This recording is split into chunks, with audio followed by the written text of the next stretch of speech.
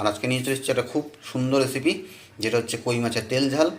তো রেসিপিটা আমি কীভাবে বানাই সম্পূর্ণটা আপনাদের সাথে শেয়ার করব। তো চলুন আজকের ভিডিও এখান থেকেই শুরু করা যাক। তো বন্ধুরা, কই মাছের তেলে ঝালে যেটা আজকে রান্না করব, তো সেই রেসিপিটা করার জন্য আমি বাজার থেকে কিন্তু দেখুন একদম বড় বড় সাইজের দুইটা আর ছোটো ছোটো মিডিয়াম সাইজের দুইটা কই মাছ নিয়ে এসেছিলাম। আর এখন কই মাছটা ধুয়ে পরিষ্কার করে নিয়েছি। আর এখন এর মধ্যে আমি দিয়ে নেব ম্যারিনেশন করার জন্য প্রথমে হলুদ গুঁড়ো, আর তার সাথে দিয়ে নেব লবণ,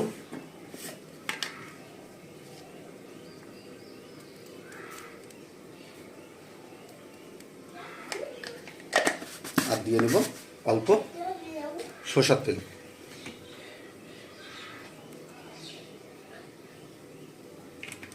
আর এখন হলুদ, লবণ আর সরষের তেলটা মাছের গায়ে দুই পাশেই মাখিয়ে নেব আমি।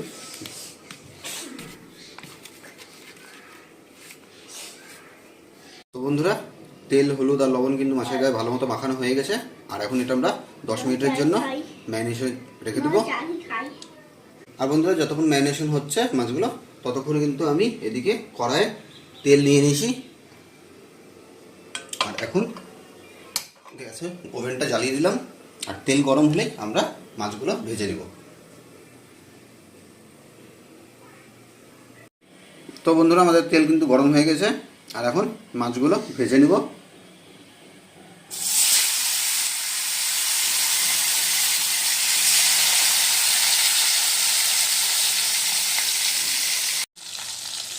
তো বন্ধুরা, আমাদের এক পিস কিন্তু ভাজা হয়ে গেছে।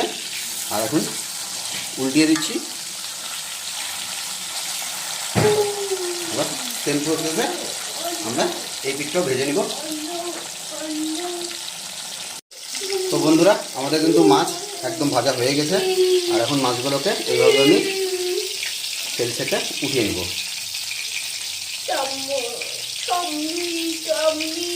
আর উঠিয়ে একটা থালার মধ্যে রেখে দিচ্ছি।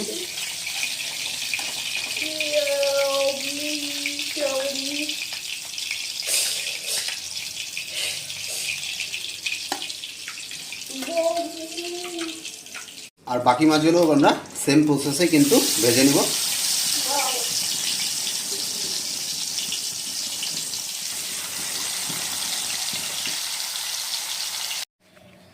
তো মাছগুলো কিন্তু আমাদের ভাজা হয়ে গেছে। আর এখন মাছ ভাজার তেলেই ফোড়নের জন্য দিয়ে নিচ্ছি গোটা জিরা, শুকনো লঙ্কা আর তেজপাতা একটা। আর এটা মোটামুটি 35 থেকে 40 সেকেন্ড আমি ভেজে নিব।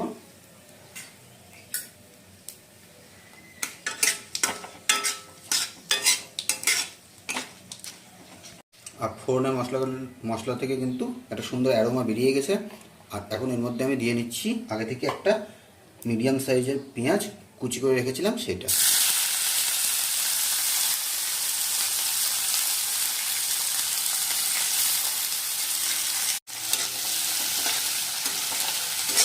আর পেঁয়াজটা আমরা ততক্ষণই ভাজবো যতক্ষণ পেঁয়াজটা একদম সোনালি না হয়ে যায়।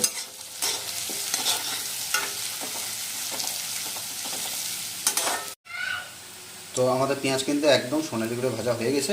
আর এখন এর মধ্যে দিয়ে নিচ্ছি আদা রসুন বাটা।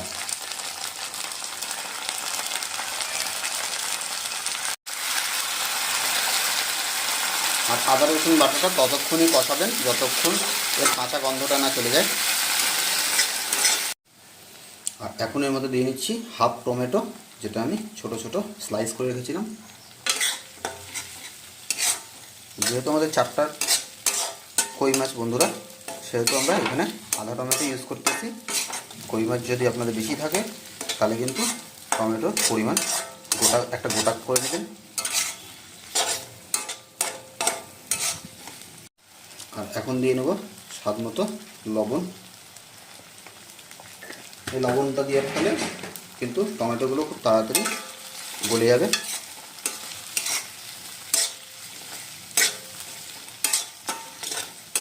আর বন্ধুরা, এখন আমরা অ্যাড করে নেব কিছু গুঁড়ো মশলা। তো প্রথমে দিয়ে নিচ্ছি হলুদ গুঁড়ো, তারপর দিয়ে নিচ্ছি আমরা ধনে গুঁড়ো, দিয়ে নেব জিরা গুঁড়ো, আর দিয়ে নেব লাল লঙ্কার গুঁড়ো।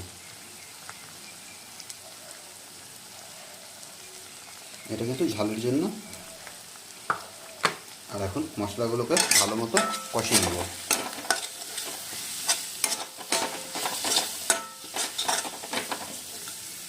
আর যাতে মশলাগুলো জ্বলে না যায় তার জন্য আমি এখানে সামান্য পরিমাণ জল অ্যাড করে দেব।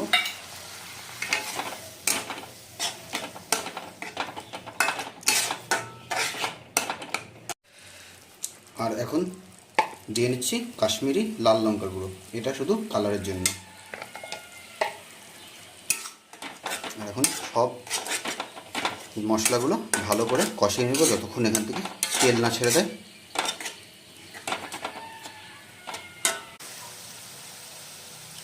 আর মশলাতে কিন্তু বন্ধুরা দেখুন তেল ছেড়ে দিয়েছে। আর এখন এর মধ্যে দিয়ে নেব পরিমাণ মতো জল।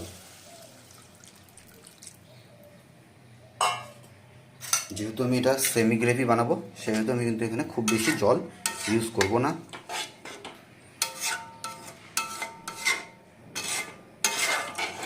আর এখন এটা ফুটার জন্য আমরা 5 মিনিট রেখে দেব। তো বন্ধুরা আমাদের কিন্তু ঝোল ফুটে উঠেছে। আর এখন এর মধ্যে মাছগুলো দিয়ে নেব।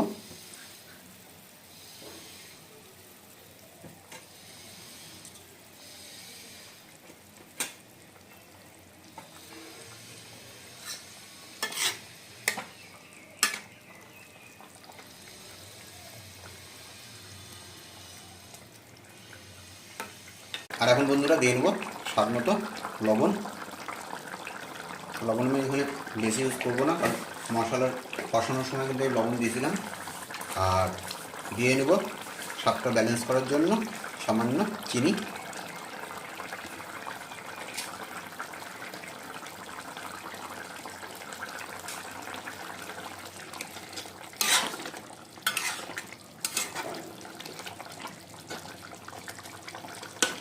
আর এখন আমি ঢাকা দিয়ে দেবো এটা মিনিট 5-এর জন্য।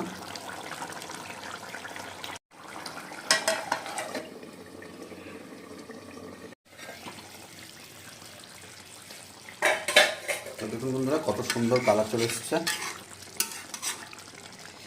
আর গ্রেভিও কিন্তু একদম শুকিয়ে গেছে। আর এখন এর মধ্যে আমরা দিয়ে দেব গরম মশলার গুঁড়া।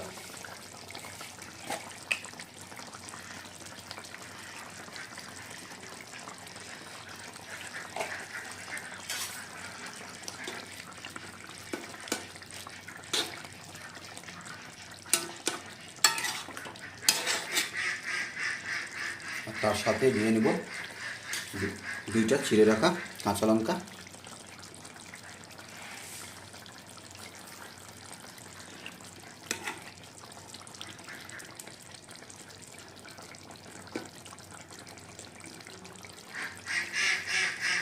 তো আমাদের কিন্তু কই মাছের তেল ঝাল একদম রেডি হয়ে গেছে। আর এখন উপর থেকে গার্নিশের জন্য আমি দিয়ে নিচ্ছি কুচিয়ে রাখা ধনে পাতা।